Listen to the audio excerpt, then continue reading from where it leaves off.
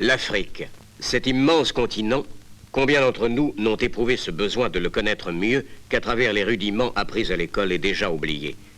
Combien désireraient s'y rendre pour mieux comprendre ces problèmes, la vie de ces populations et leur comportement vis-à-vis de cette évolution rapide qui les entraîne irrésistiblement? Quelle serait alors leur surprise de constater qu'en dépit du climat, des conditions locales très particulières, il n'y a pas une si grande différence entre la façon de penser, de réagir, de vivre enfin d'un Africain et d'un Français. Car à la base de tout, il y a l'homme. L'homme qui a ses croyances, ses traditions, ses liens avec le passé. L'homme et ses besoins. Besoin de vivre en communauté, d'exprimer ses sentiments, de se défendre et de lutter contre tous les maux qui l'assaillent. Besoin aussi d'améliorer ses conditions d'existence. Ainsi, à côté d'une Afrique tribale à la vie paisible et comme immuable, s'édifie une Afrique moderne. Et le problème est là, faire en sorte que ces deux mondes africains ne se dissocient pas et qu'ensemble, suivant un rythme sans doute différent, ils avancent sans heurts sur la route du progrès.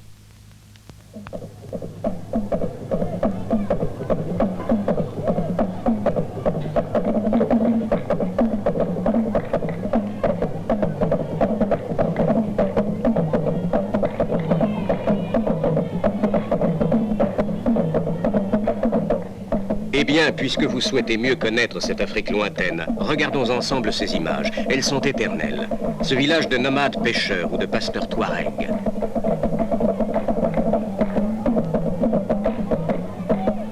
Ces habitations de terre et de paille du vieil empire Mossi qui est devenu sans heurts la République de Haute-Volta.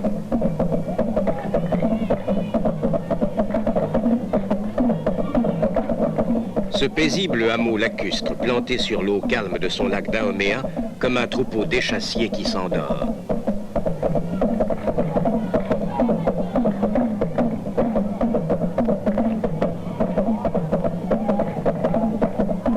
Ces villages malgaches des plateaux, de la plaine ou de la mer, tout ceci est germe de cité et cité réelle.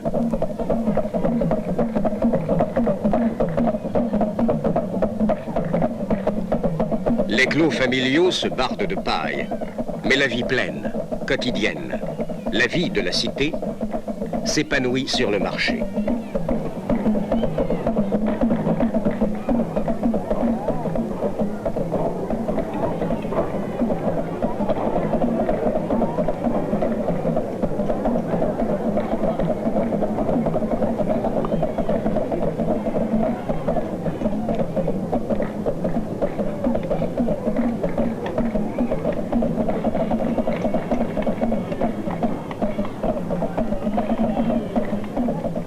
Ce marché tropical, ou parfois comme ici au Tchad, on ne s'habille en toute candeur que des jeux de l'ombre et de la lumière.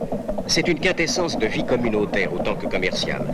C'est à la fois une extension du foyer où règne la femme, un lieu de réunion et de détente, une cristallisation de toutes les activités publiques.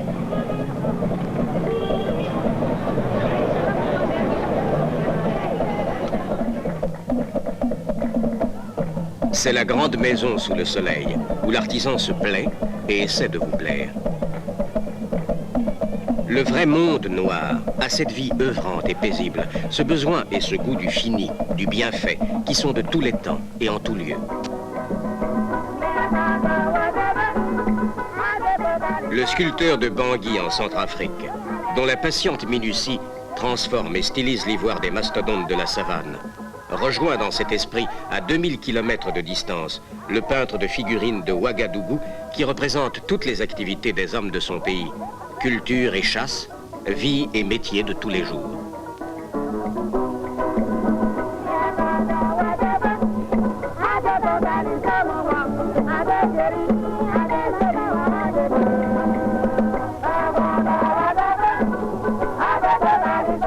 Tous, et encore ces tailleurs de bois de Côte d'Ivoire, sont aussi constants, aussi universels que ceux qui font métier de la mer sous toutes les latitudes.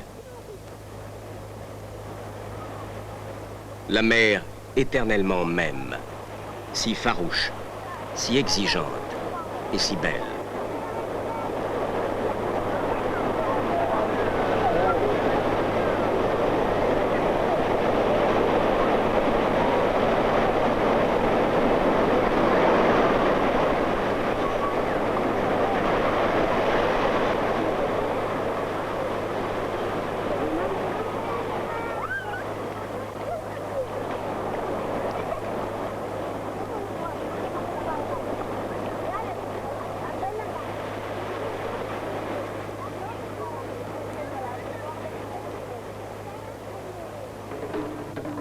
Et la tâche profonde au métier va au-delà même de la vie. Le pêcheur du Sénégal s'endort avec son filet.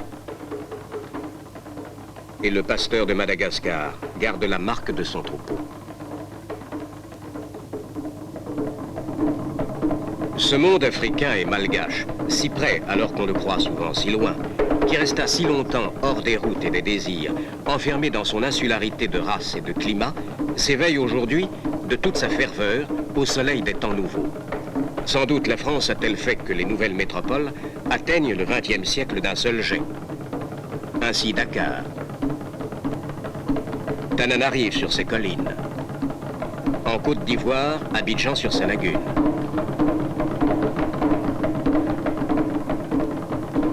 Au Congo, Brazzaville sur son fleuve.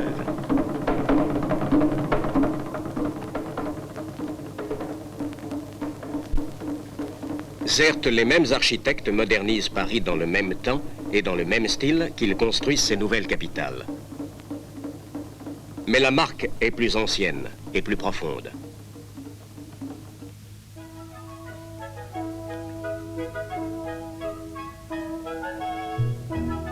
N'y a-t-il pas, en effet, une résonance harmonique, familiale, au-delà des mers et des préjugés, entre le monde noir et ce village alsacien, aux rues si sages le soir au bout du travail?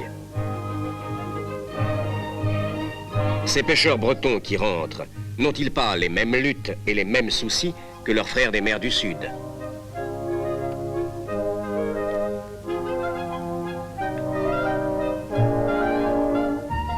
Et l'eau des montagnes savoyardes est aussi pure, aussi précieuse que celle des sources profondes sous les tropiques.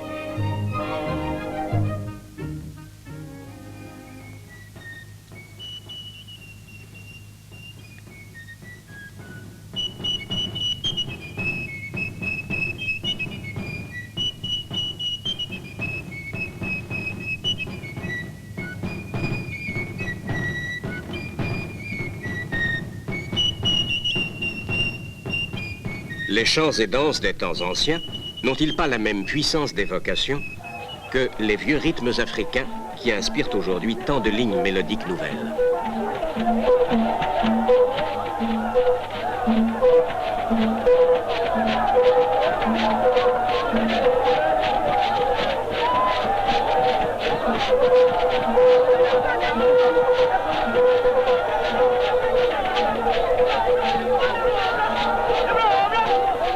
Ces masques de danse et de théâtre se retrouvent sur tous les continents et à tous les âges. On dit qu'ils rejoignent les masques tragiques de l'Antiquité perse et parfois aussi ceux des mystères religieux de l'Amérique précolombienne. Continueront-ils longtemps encore à styliser les personnages irréels et fantastiques des vieilles légendes africaines? Sans doute, car aujourd'hui, l'alliage s'est fait de l'héritage des ancêtres et des impératifs du théâtre moderne.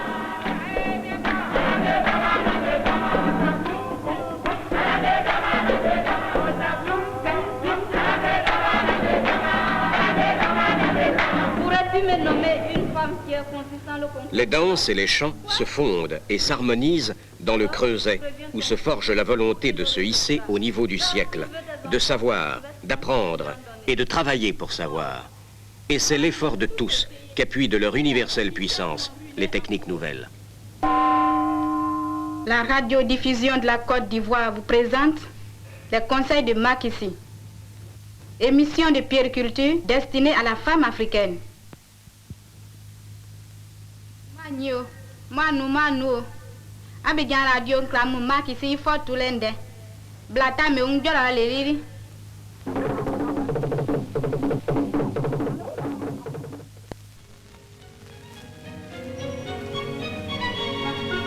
La famille est ici vraiment la cellule mère du corps social tout entier, la source et la base profonde de la vie quotidienne. C'est à partir d'elle et sur elle que se bâtira l'Afrique nouvelle. Il importe donc d'abord de situer la femme à sa vraie place, la femme qui a toujours été un des agents les plus sûrs et les plus rapides de l'évolution des peuples vers un mieux-être matériel.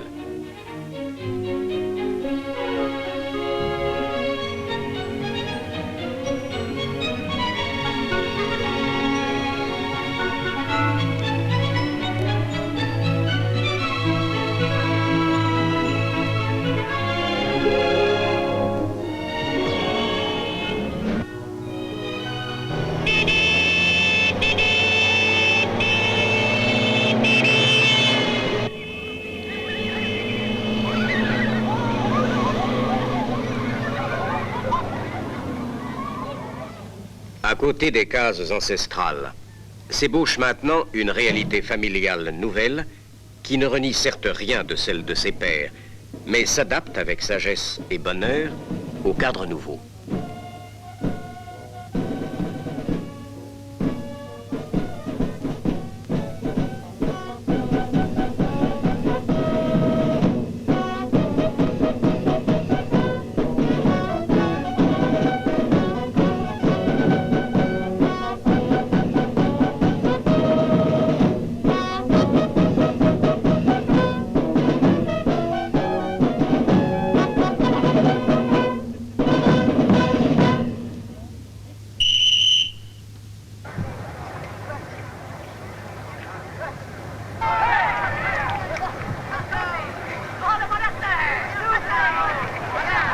Les grands yeux de ces enfants sont ceux de l'Afrique nouvelle. Certains s'émerveillent et s'étonnent encore.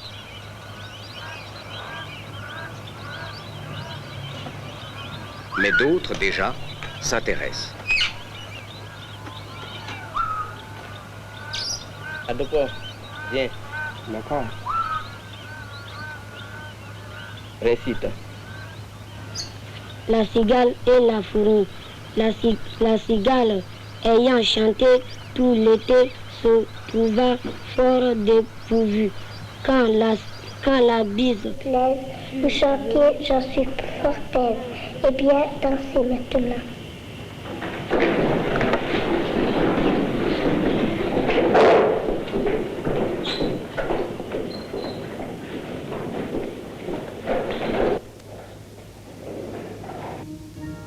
La magie d'une expression et d'une culture universelle va patiemment les mener vers les grands horizons qu'il leur faut découvrir.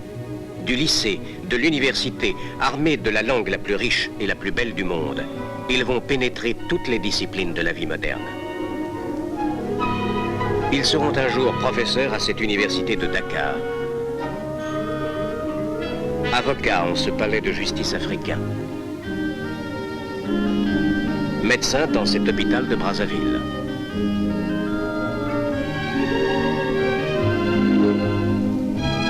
Ils seront aussi les ingénieurs de ces barrages, qui sont l'infrastructure capitale de l'indépendance économique. Ce gros œuvre qui discipline et revivifie la terre. La voie est ouverte, il y a encore tant à faire.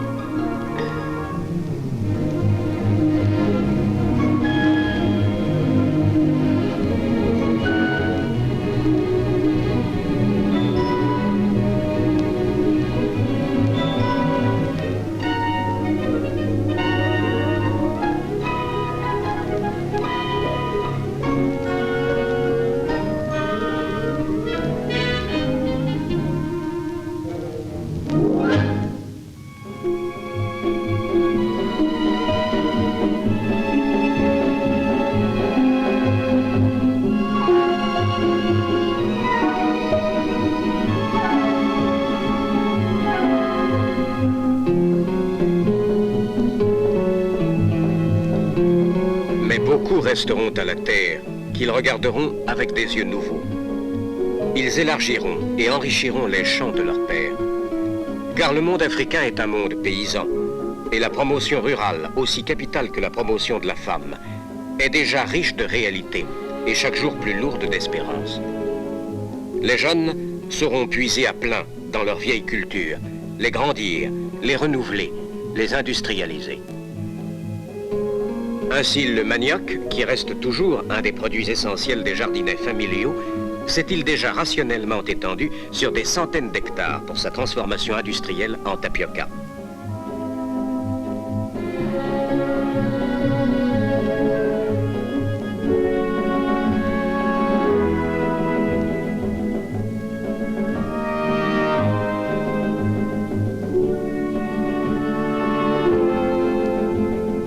Le café devient peu à peu une des richesses africaines. Il est strictement sélectionné et sans cesse amélioré.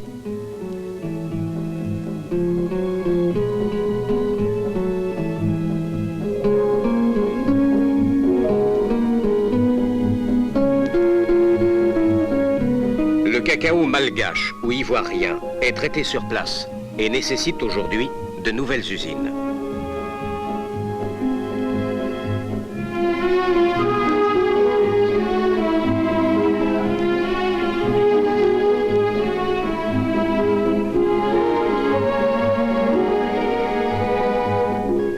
Le coton a un demi-siècle d'implantation en Afrique noire.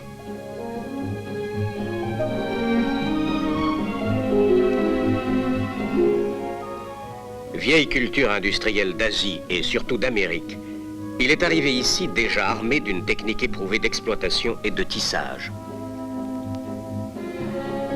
Et il demande maintenant, sur place, des spécialistes de la chimie des couleurs.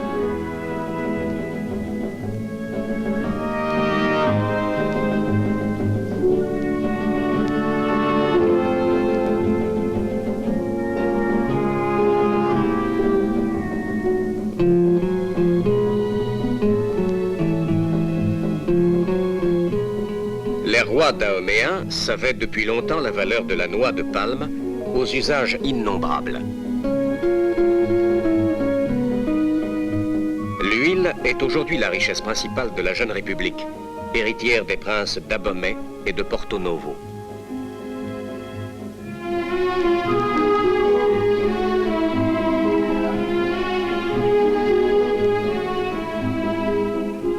La Côte d'Ivoire est le fief principal de la banane.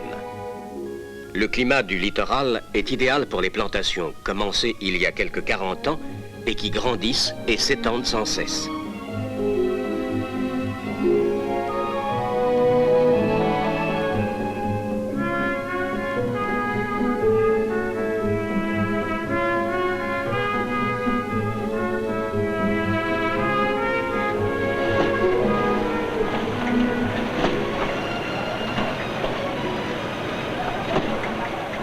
D'Abidjan seulement, 50 000 tonnes par an de bananes protégées par leur gaine plastique sont embarquées vers Marseille et se répandent sur tous les marchés de France.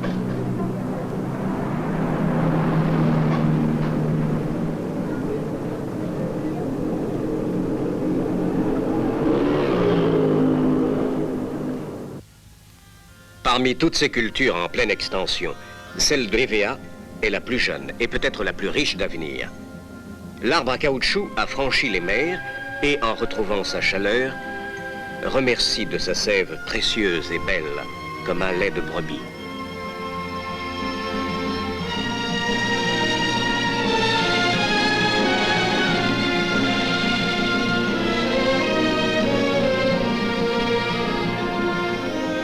La vigne elle-même, qui l'eût cru, a rêvé d'exotisme, et la sollicitude du vigneron pour les vieux ceps des campagnes de France se retrouve intacte sur les plateaux malgaches.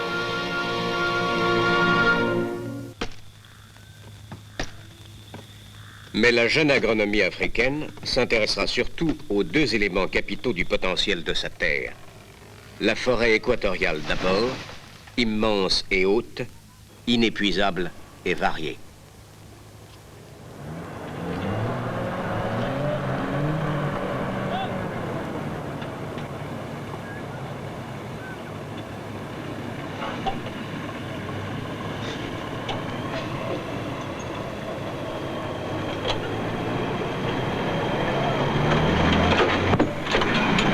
Les explorateurs d'il y a 2 générations seulement auraient-ils pu imaginer que cette forêt mystérieuse et profonde, qui si souvent les arrêta,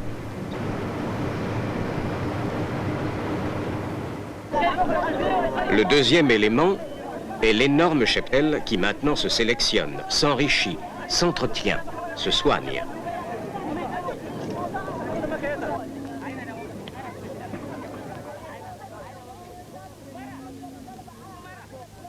Les bœufs porteurs, peu à peu, disparaissent.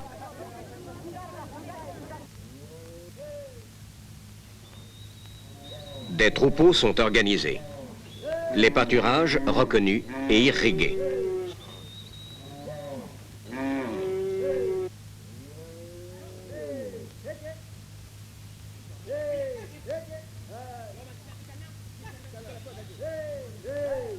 On lutte contre les parasites du bétail avec des moyens modernes.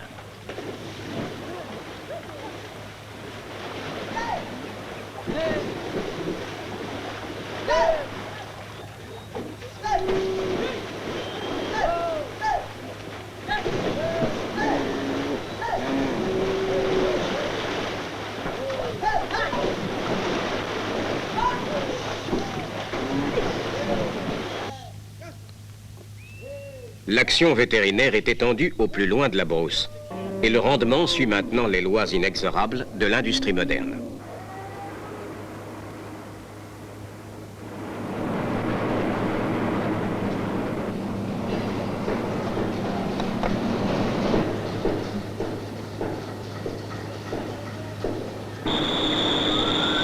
Cependant, la promotion de la connaissance, qui conditionne et permet toutes les autres promotions, ne peut s'arrêter à la surface de la Terre. Le sous-sol du vieux continent est en pleine prospection, et ses richesses doivent être comme un sevrage pour les jeunes industries naissantes qui sont encore allaitées par l'Europe.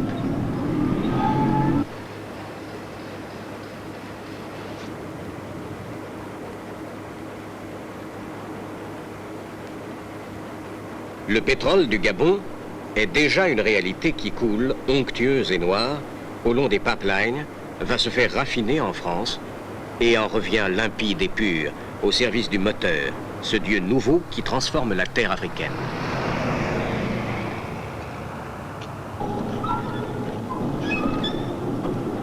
À Taïba, au Sénégal, l'extraction des phosphates s'opère avec des moyens qui sont à l'échelle de la volonté de grandir et d'aller vite. Volonté tellement semblable à celle d'un bâtisseur célèbre, à qui l'on disait jadis, quand il créa un port immense d'un pauvre village de pêcheurs, « Vous voyez trop grand. Derrière, le pays est vide. » 2 ans plus tard, on découvrit derrière des gisements de phosphate très riches et immédiatement exploitables, qui justifièrent d'un coup l'importance du port et de ses installations. Le bâtisseur dit alors, « Je ne savais pas qu'il y avait ici des phosphates. Mais je savais que tout le pays, derrière, me donnerait raison. »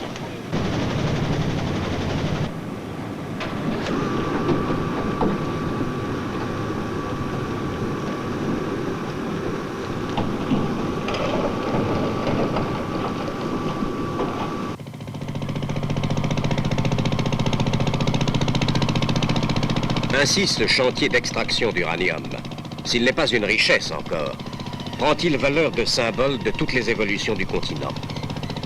L'uranium est le test présent du progrès. Il symbolise aujourd'hui le rush prodigieux de notre temps qui, en un siècle à peine, a déjà bousculé des millénaires de sagesse sereine et statique. L'Afrique entre de plein pied dans le monde nouveau où les plus belles légendes et les mythologies les plus irréelles se cristallisent dans ce métal élémentaire qui confère la puissance à celui qui sait libérer l'énergie de ses atomes.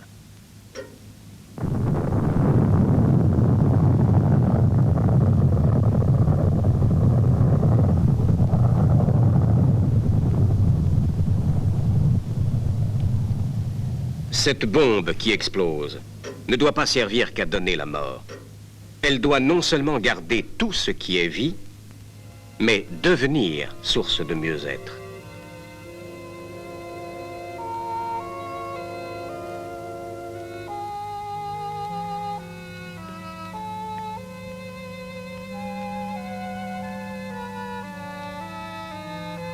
Et les fleurs conserveront leur beauté et leur parfum.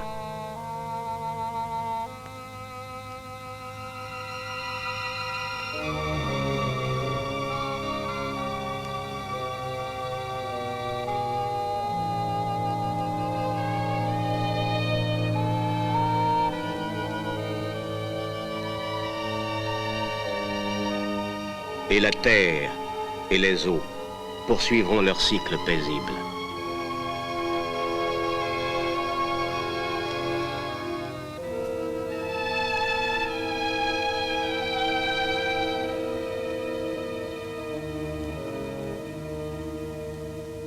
Mais il est tant d'autres déchaînements plus quotidiens à vaincre et à subir encore. Les tornades, qui marquant le tournant des saisons, étouffaient jadis les villages, couchaient les récoltes et barraient les pistes.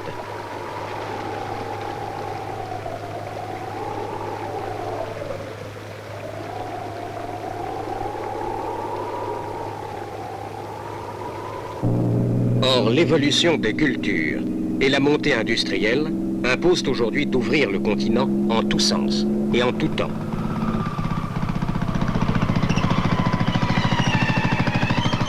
Les routes doivent donc être bâties pour braver et la chaleur du ciel et sa colère. Elles sont l'armature indispensable de la prospérité des jeunes États en marche vers leur destinée.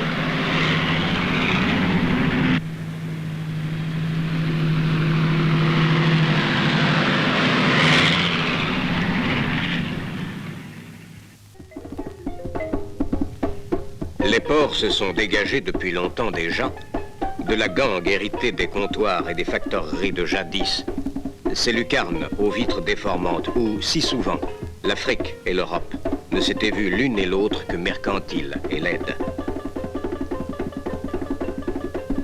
Djibouti, Pointe-Noire, Dakar, Tamatave sont de grands ports modernes.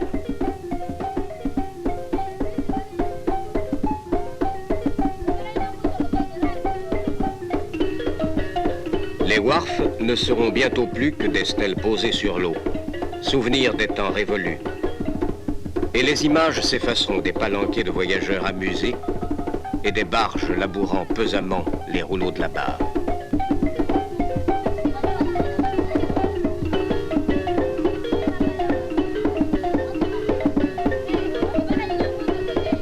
Peu à peu aussi, les bacs disparaîtront des fleuves immenses qu'on voyait trop larges pour les franchir d'un seul jet. Aujourd'hui, en un an, ce pont s'est allongé sur le Niger.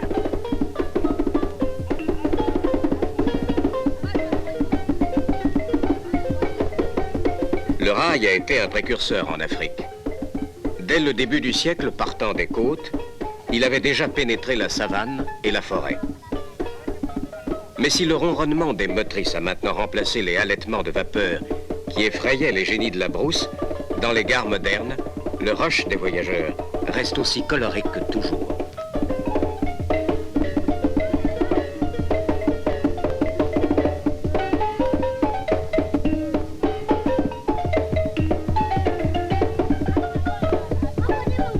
L'atelier de chemin de fer est avec l'armée la base la plus ancienne de la formation des cadres subalternes, indispensable à toute évolution profonde. Il ne s'agit pas seulement d'apprendre la technique d'un métier, mais de pénétrer toutes les subtilités et les inattendus d'un travail que le jeune Africain est appelé à enseigner lui-même, à développer et à diriger.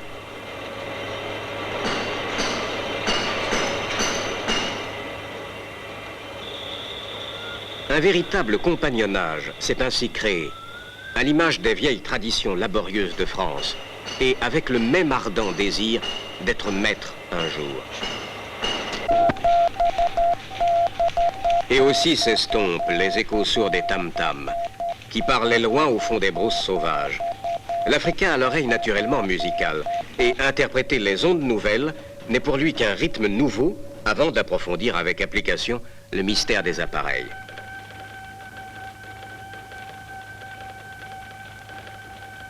Mais à quoi servirait de bâtir si les peuples qui édifient n'étaient pas certains de profiter de leur travail en paix? L'Afrique est vaste et riche. Elle est jeune, elle est tentante, car au-delà de cette œuvre immense déjà, en pleine et totale expansion, au-delà de ce potentiel chaque jour découvert et à peine égratigné encore, il y a, si intéressante, la place même du continent dans le monde, ni trop près, ni trop loin de l'hémisphère nord. Oui, l'Afrique est tentante, et chacun de ces jeunes États est isolément plus attirant encore. Il importe donc que chacun ait conscience de la nécessité de posséder et de montrer une force tangible et qui lui soit propre. Une armée nationale qui assure l'ordre intérieur et la sécurité intérieure. Ces armées sont mises sur pied avec l'aide de la France. Mais il faut d'abord que la défense soit en coopération avec ses forces nationales, assurées à l'échelle du continent. Les chemins de la mer restent toujours les premiers et les plus larges qui mènent en Afrique, les seuls qu'on doit utiliser toujours pour vraiment prendre pied sur terre, en force et en nombre. Et là, sur la mer, la force à l'état pur. Rien n'exprime plus totalement la force et ce qu'elle a de beauté profonde qu'un navire de combat. Il est l'image même de la puissance.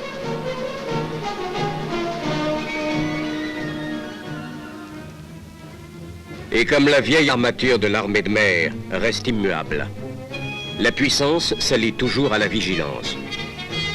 Au-dessus des vieux mouillages des mers du Sud plombés de soleil, des ailes modernes ont remplacé les hautes voilures des frégates de jadis. L'armée de terre, elle aussi, suit les impératifs de l'évolution des armes et des combats. L'extension du dernier conflit à l'échelle mondiale a conduit à redécouvrir l'importance des côtes, l'évidence de cette mer qui couvre les 3/4 de la planète.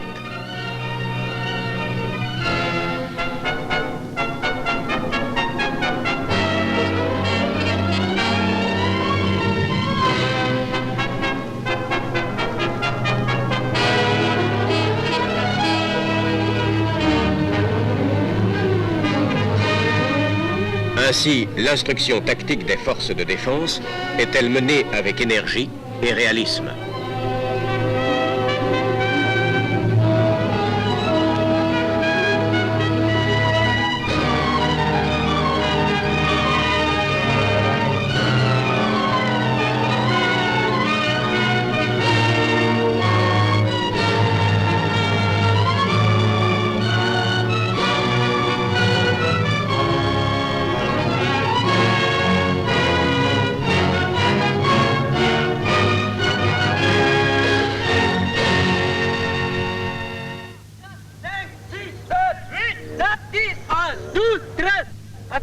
Terminé.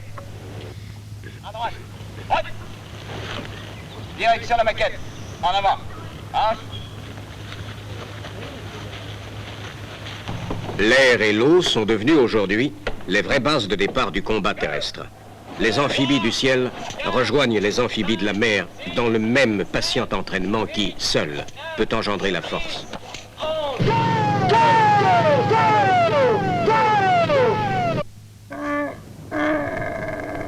Il faut encore que soit assurée la surveillance des frontières, aussi bien que celle des régions désertiques. Et en cette matière, certaines unités sont héritières déjà d'une légende vraie, d'une noblesse d'allure et d'austérité. Le méhariste, c'est la police montée du désert. Il n'est pas seulement issu d'une tradition, il reste une nécessité logique qui se continue. Car la poésie des longues chevauchées sous le soleil, de mirage en mirage, cache la réalité opiniâtre d'une action précise et organisée.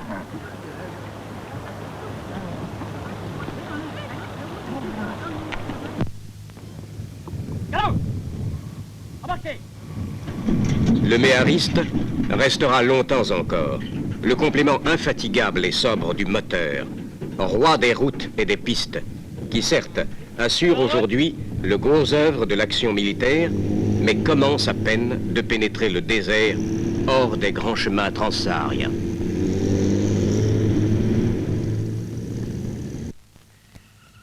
Mais au-delà de la défense de la terre ancestrale, qui reste l'impératif majeur des forces armées, il est tant d'autres missions plus immédiates, plus humaines, qui elles aussi sont capitales. D'abord l'œuvre médicale militaire, assistée de l'aviation légère, qui est omniprésente en Afrique et dans la Grande Île.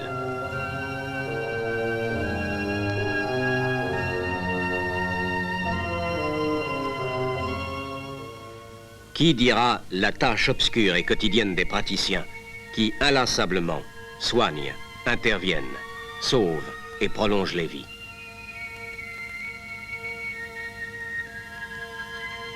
Mais elle n'est pas seulement quotidienne, cette œuvre. La lutte contre les grandes endémies est organisée sur une vaste échelle, en profondeur, et avec de puissants moyens. La maladie du sommeil sera bientôt vaincue, comme l'ont été la peste et le choléra. Et les atteintes de la lèpre s'amenuisent chaque jour. L'action des médecins militaires complète et parachève dans les villages des lépreux l'œuvre patiente et admirable des missions chrétiennes.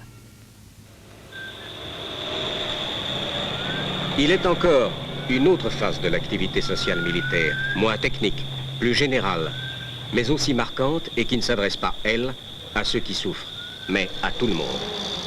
Ce sont les tournées de brousse, ce contact humain, promené par touches successives au long des pistes africaines, où le villageois, attaché à sa terre, fait connaissance avec les forces qui le protègent et le soutiennent.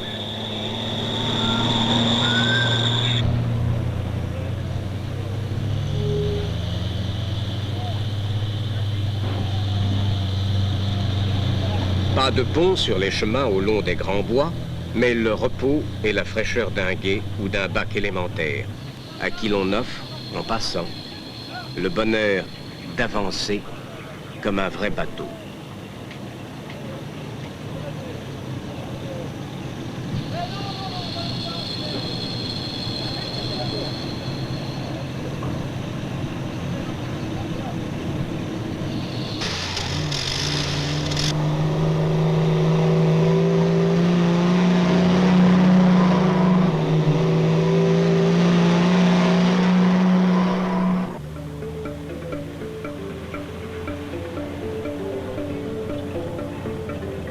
Les réjouissances organisées le soir disent à tous les échos de la forêt endormie, avec leur faste candide et cordiale, la joie de se connaître et de s'apprécier.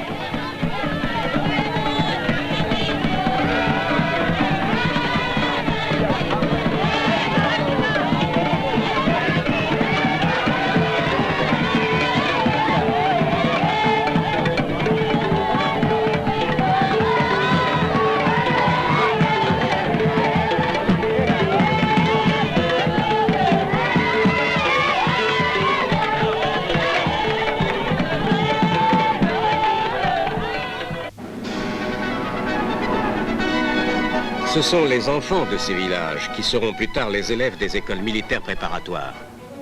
Ici, l'ardent besoin d'apprendre et de savoir de toute la jeunesse africaine, paysanne, intellectuelle, artisanale, se complète du désir d'être fort et de représenter la force.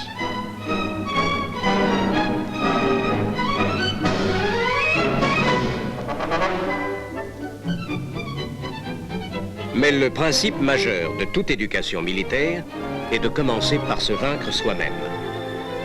On apprend à Saint-Louis, à Brazzaville, à Fianarantsoa, à Bingerville, à Dakar, à savoir obéir avant de pouvoir commander. On y forge une discipline qui doit dépasser les formes visibles pour devenir intérieure et instinctive. Dans cette ambiance, le sport, école de volonté et de loyauté, se conjugue pleinement avec les études et les travaux manuels pour former les cadres des armées nationales de l'Afrique nouvelle.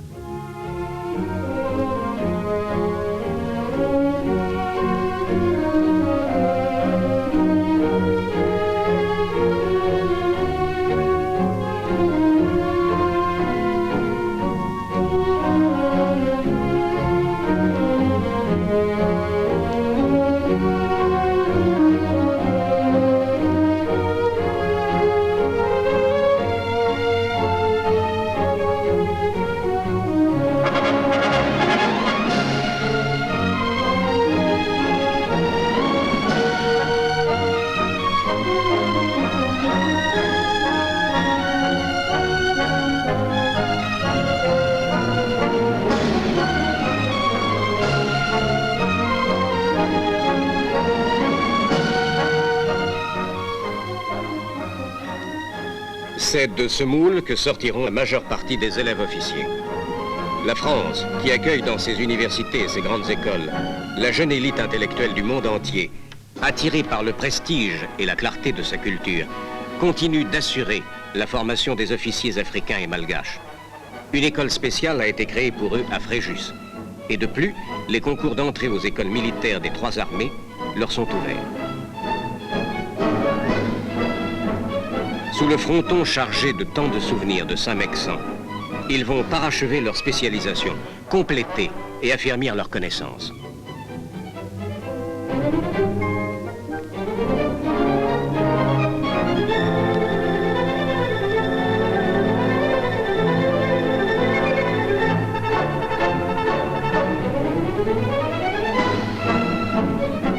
C'est l'horizon calme des campagnes de France qui les initie au mystère des relevés topographiques.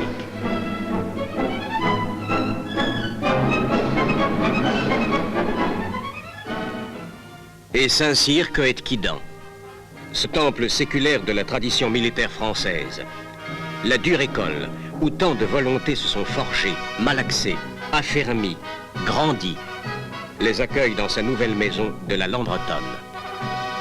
Et n'est-ce pas ici que prend toute sa valeur cette maxime de Duhamel, citée par un délégué africain aux Nations Unies en parlant de l'œuvre de la France, quand ton fils devient un homme, fais-en ton frère.